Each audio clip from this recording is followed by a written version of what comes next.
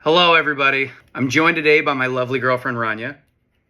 Today, we're reading stories that were sent in by students from the classroom. And oh my God. Yeah, some of these are crazy. Ridiculous. Okay, round one. My 7th grade music teacher was showing us a performance that we were going to learn for the Christmas musical. He airplayed his phone to the screen to show the recording to our class of 35 students.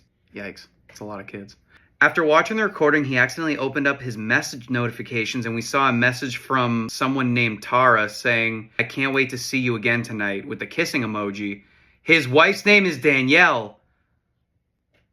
Oh my God. Well, Danielle's about to find out pretty soon, because how dumb can you be? That it's like so easily like accidentally findable. You don't think Danielle's gonna see a message from Tara come up one day? You're not wrong. You're not wrong. I can personally tell you that all 7th graders want is to find out more about your personal life. They've learned way too much They've now. learned significantly too much. Tara, if you're out there, stay away from the music teacher. That's pretty bad. That's not good. All right, the second one you guys sent in.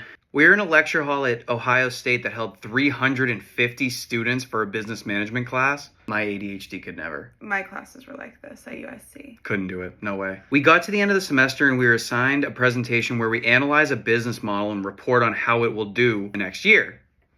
Cool. One student got in front of the class and it turns out he had pretty bad stage fright. Oh, no. Oh God, I've been this guy. A minute or two into his presentation, he started sort of falling, but he kept catching himself each time. Did no one stop him like immediately? Why did someone let this keep going?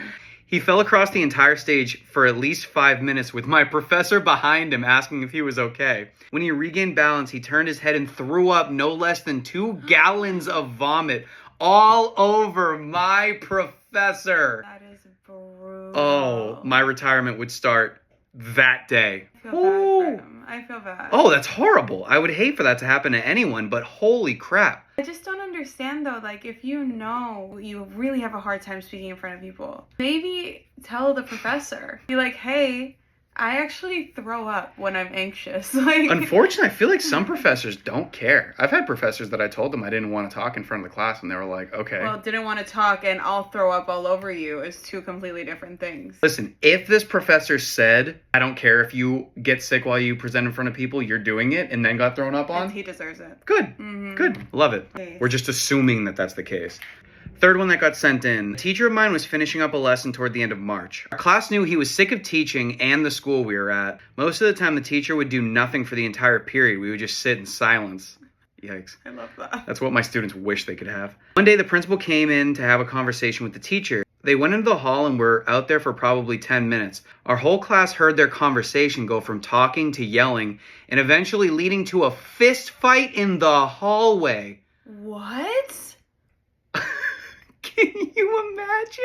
Low-key, this was the type of thing that was happening at my high school. Really? Yeah, like they hired anyone to be a teacher and it was just like a mess. Oh my God. During the event, my teacher accidentally kicked open the classroom door, and our class got a front row seat to watch my teacher and principal beat each other senselessly.